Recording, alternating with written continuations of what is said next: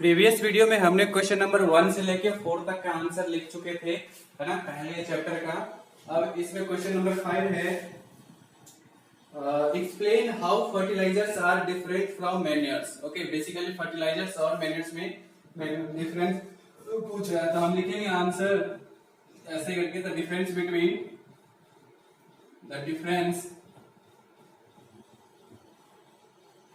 Between ये between, चलिए मैं पूरा लिख देता हूँ, नहीं तो फिर आप कंफ्यूज हो जाएंगे क्या लिखा आपने sir. The difference between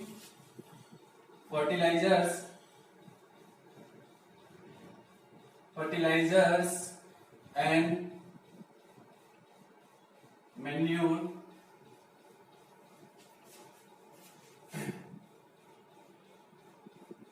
are following.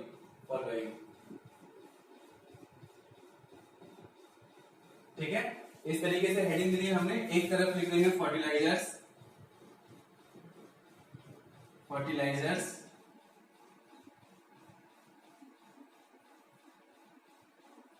इधर बीच में हमने लाइन लगा दिया। अब पूरा प्रॉपर स्केल यूज करके करना है ना। इधर लिख दिया हमने मैन्योर, ठीक है। अब इसके बीच का जो एक पॉइंट है, जो भी डिफरेंस होता है वो हम लिख देंगे ये करके। फर्टिलाइजर्स के बारे में मैंने बताया था कि जो फर्टिलाइजर्स होता है वो फैक्ट्री में बनता है, राइट। और जो मैनर है वो cow dung, plant waste, urine, है ना, एनिमल्स यूरिन, इन सब चीजों को सड़ा गला पचा करके बनाते हैं, राइट। तो इधर मैं पहला पॉइंट लिख रहा हूं। दोनों में पहला पॉइंट जो है fertiliser is a man made inorganic salt. Fertiliser is a man-made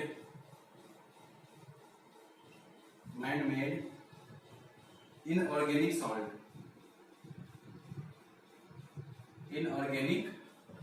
salt। Okay, इधर आ जाएगा manure is a natural substance। Manure is a natural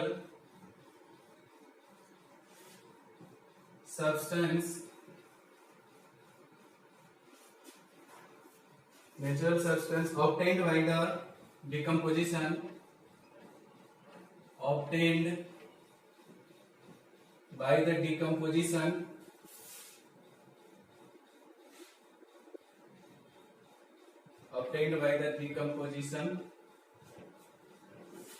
of cattle dung and cattle dung का मतलब पालतू जानवर, okay. Cattle dung and plant residue, okay, इन सब चीजों से मिलकर के बनता है। सेकेंड पॉइंट है fertilisers is prepared in factories. जैसे कि मैं पहले बता चुका हूं कि फर्टिलाइजर्स जो है वो फैक्ट्रियों में बनाया जाता है। Is prepared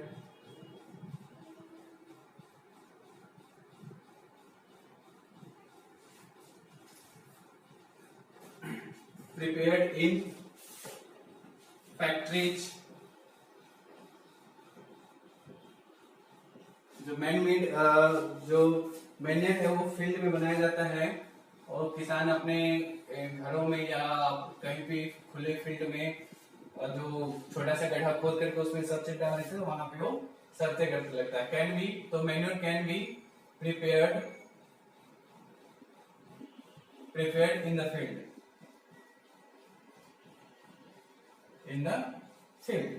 okay. नेक्स्ट है फर्टिलाइजर्स डज नॉट प्रोवाइड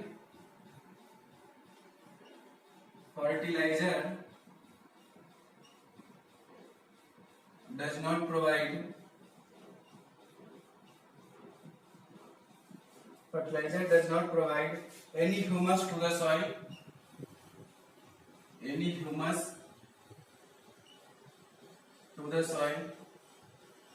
मतलब ह्यूमस का मतलब माइक्रो ऑर्गेनिज्म, ठीक है, कि जो छोटे छोटे माइक्रो ऑर्गेनिज्म होते हैं वो सॉइल को प्रोवाइड नहीं कराता है, लेकिन मैन्योर करवाता है, ठीक है। Manure provides a lot of provide a lot of humus to the soil, okay. Fourth point है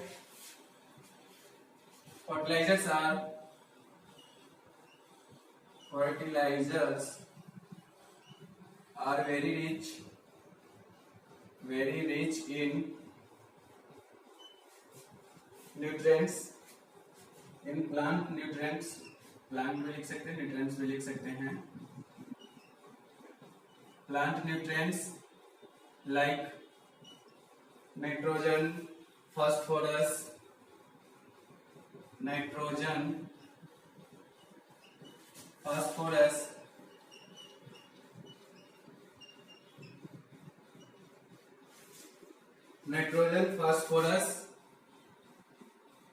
and potassium.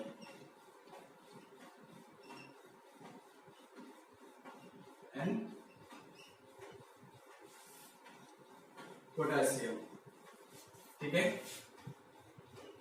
इधर आ जाएगा चौथा पॉइंट मैन्यूर्स। देखिए इसमें फर्टिलाइजर में ये सब चीज होती है, बहुत ज्यादा मात्रा में होता है, लेकिन मैन्यूर में थोड़ा सा कम होता है एज कंपेरिजन टू फर्टिलाइजर। तो manure is relatively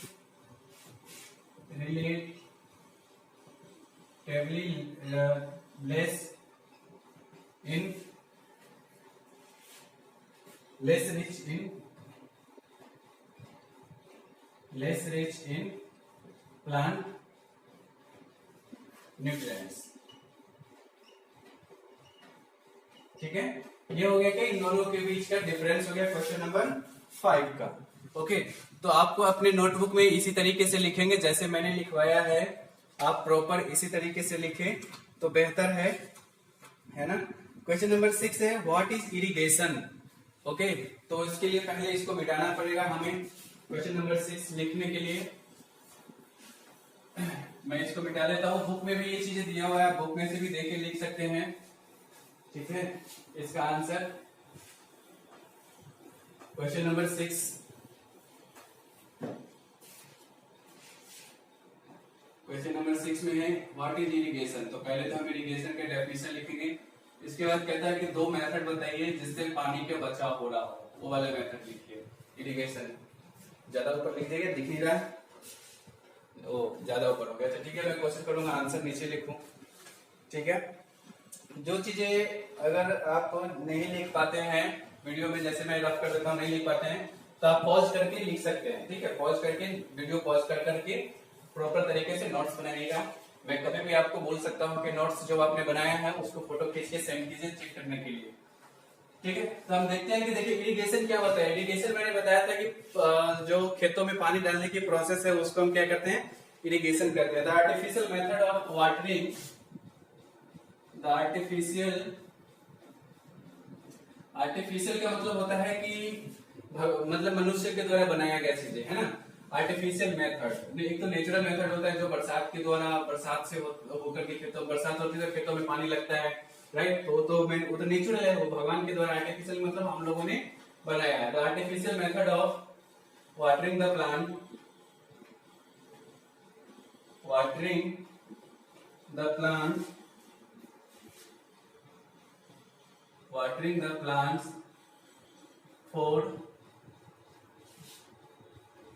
watering the plants for assisting in their growth,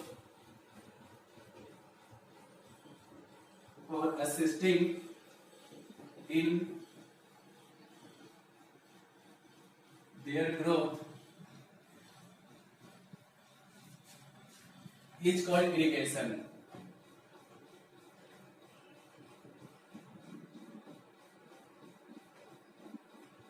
okay, इसको हम क्या कहते हैं, इरिगेशन कहते हैं, है ना। Main source of irrigation are well,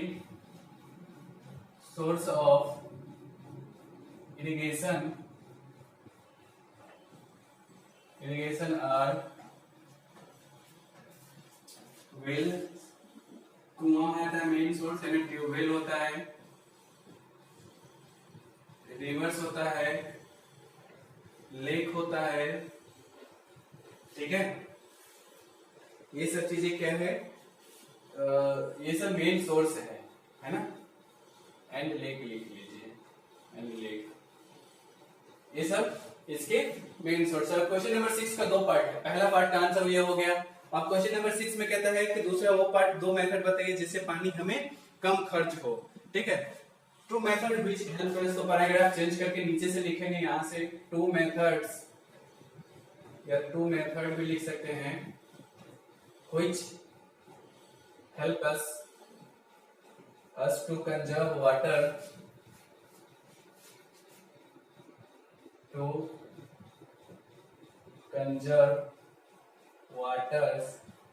water और ऐसे 2 मेथड जो हमें पानी बचाने में मदद करता है ना।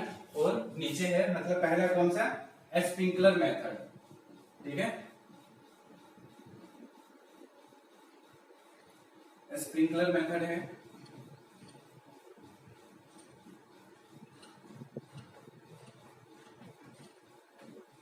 अब थोड़ा सा इस मेथड के बारे में तो लिखना ही पड़ेगा, है ना। ये मेथड होता क्या है, this irrigation system has arrangement of, this irrigation system has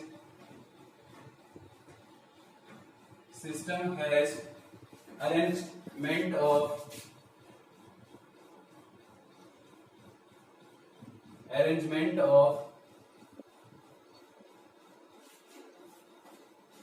vertical pipes with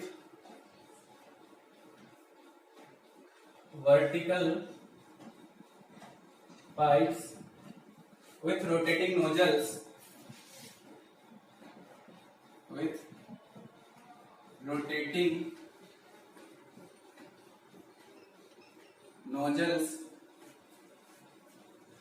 on the top. Okay, it is more useful in the uneven,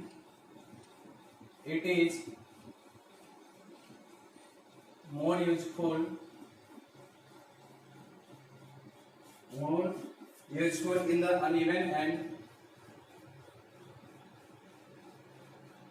uneven and sandy land where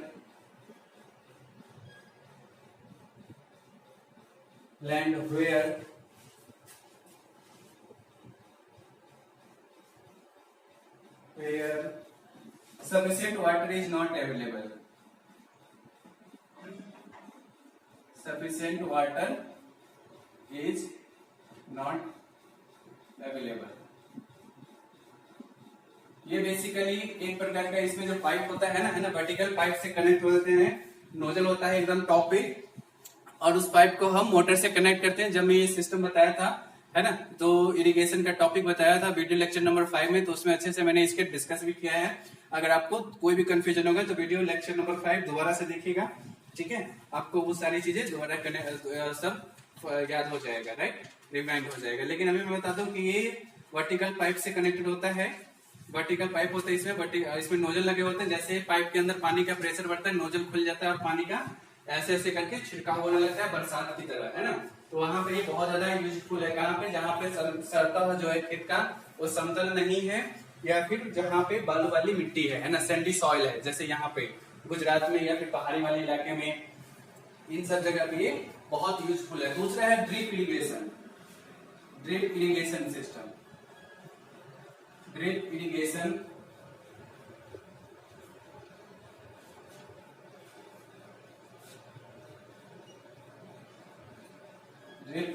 system,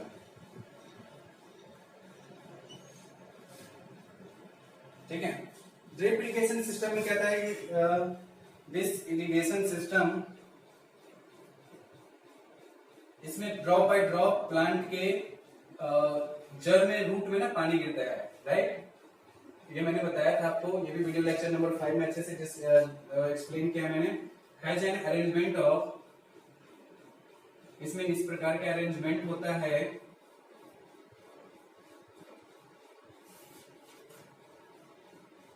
arrangement of pipes और tubes with very or tubes with very small holes in them to water plant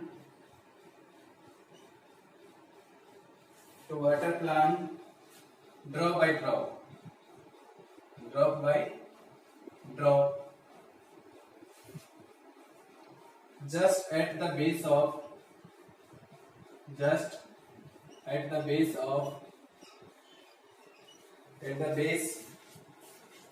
the root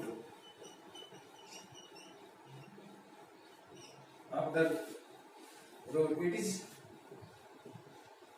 It is efficient. It is efficient as water is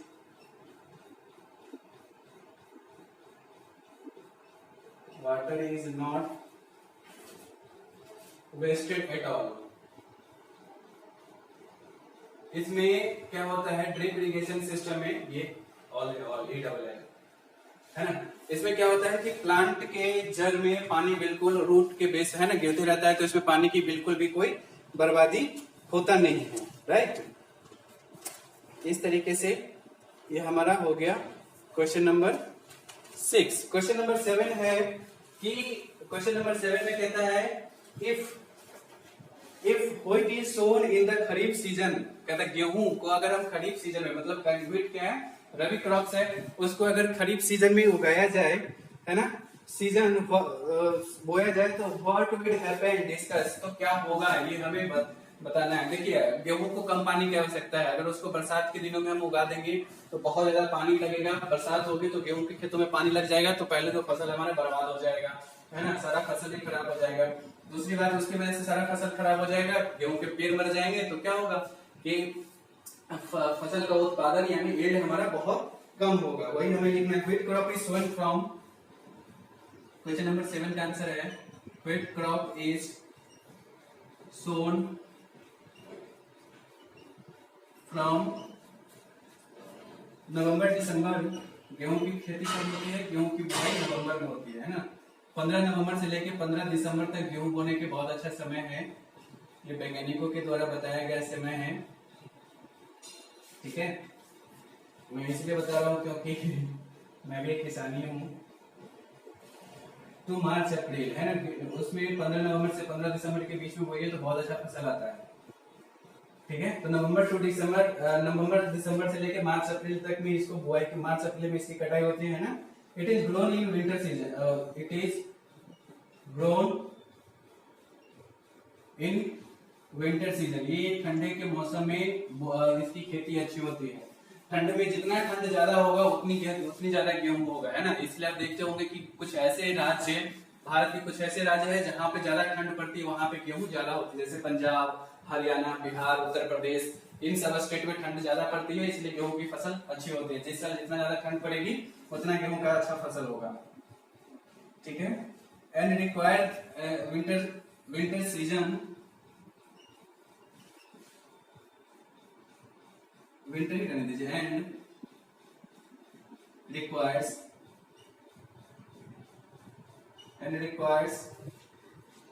less water, इसको पानी की बहुत कम आवश्यकता होती है, जैसे मैंने पहले आपको बताया है, ओके।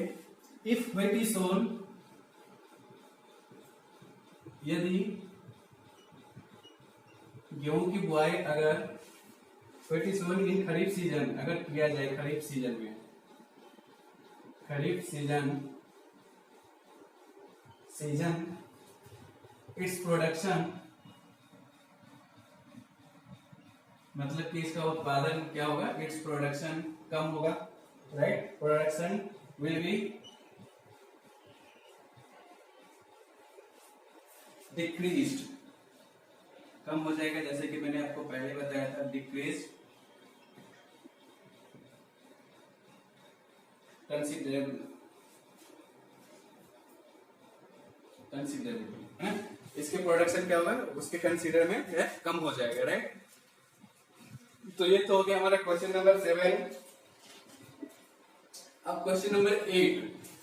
क्वेश्चन नंबर 8 है, कहता है कि explain how soil gets affected by the continuous plantation of crops in the field, है ना। कैसे जो है प्लांट एक ही फसल खेतों पे बार बार उगाने से जो है लेस फर्टाइल हो जाती है, उस बारे में हमें क्या करना है, डिस्कस करनी है, राइट। तो चलिए देख लेते हैं इसका भी आंसर। उसके लिए हमें क्या करना पड़ेगा, पहले इसको मिटाना पड़ेगा। पहले मिटा लेते हैं। ओहो, ये भी मिट गया, कोई बात नहीं। अब वीडियो पॉज करके लिख लेना। नीचे का भी मिट गया।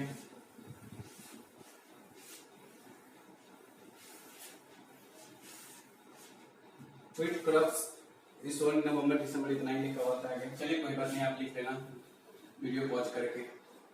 क्वेश्चन नंबर 8 में देखिए, continuous plantation of crops,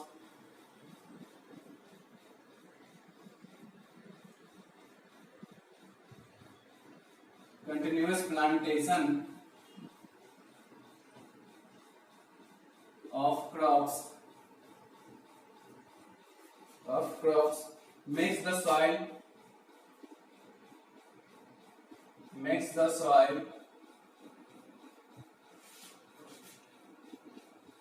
poorer in certain nutrients,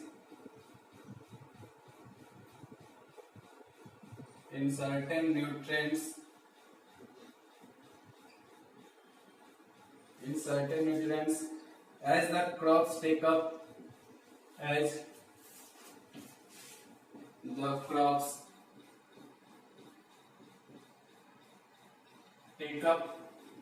nutrients. मतलब कि लगातार अगर एक खेत में एक ही प्रकार के फसल उगाएंगे तो जो क्रॉप्स न्यूट्रिएंट्स ले लेगा उसकी क्या हो जाएगी, कमी हो जाएगी। किसमें, सॉइल से उस चीज की कमी हो जाएगी, फ्रॉम द सॉइल। ठीक है, the soil becomes infertile. The soil, ऐसा होने की वजह से सॉइल क्या हुआ है, सॉइल की उर्वरक क्षमता कम हो जाएगी, become infertile. It does not get enough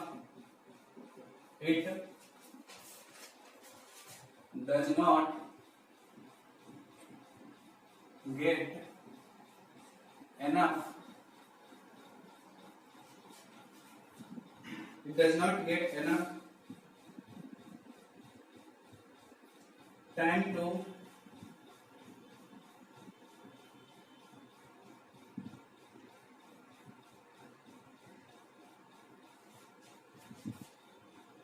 nutrients, है ना, करने के लिए, इसलिए लगातार फसल खेतों में हमें नहीं उगाना चाहिए। क्वेश्चन नंबर 9 है कि वीड्स क्या होते हैं, राइट। क्वेश्चन नंबर 9 है कि व्हाट आर वीड्स, है ना, how can we control them. Weeds क्या होता है और हम इसको किस तरीके से कंट्रोल कर सकते हैं। अभी इसके भी आंसर देख लेते हैं 9 के।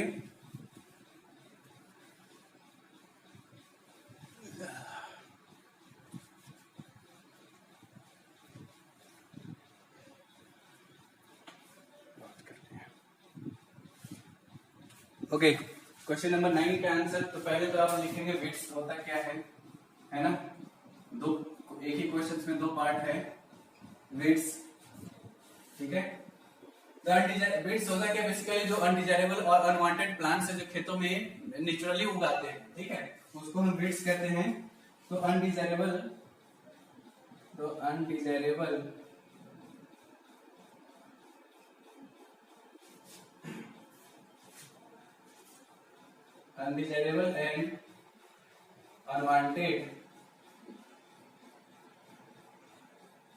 and unwanted plants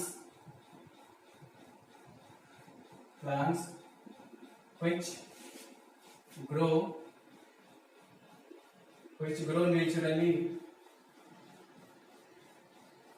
naturally है ना, ये खुद से ही उग जाते हैं, किसके, मेन क्रॉप्स प्लांट्स के। along with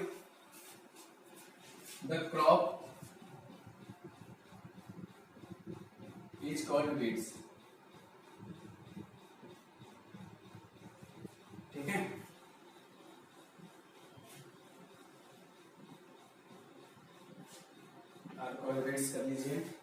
The growth of weeds can be controlled. The growth of weeds can be controlled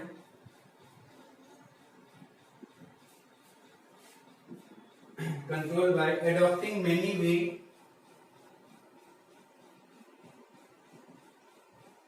बहुत सारे तरीके हैं, है ना, इस खरपतवार को कंट्रोल करने का। Many way. पहला है tilling before sowing the seed. Tilling before sowing the seed.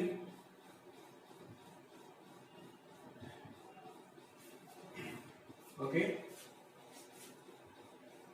Helps in the uprooting and killing. Helps in the uprooting and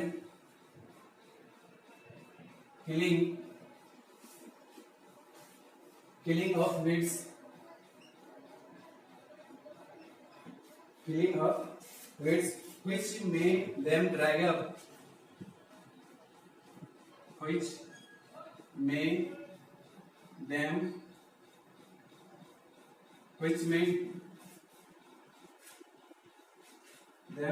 then dry up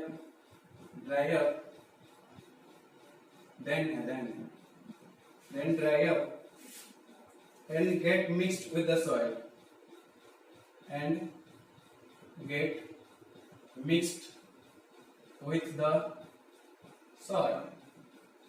okay. इसके बाद weeds are also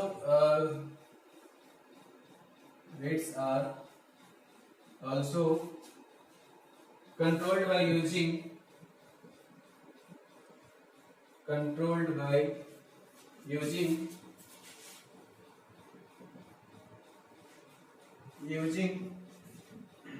weedicides, है ना। weeds को जो है weedicides use करके भी इसको हम कंट्रोल कर सकते हैं, राइट। weedicides से बेसिकली केमिकल होता है जिसको हम क्या करते हैं, खेतों में छिड़काव करना पड़ता है।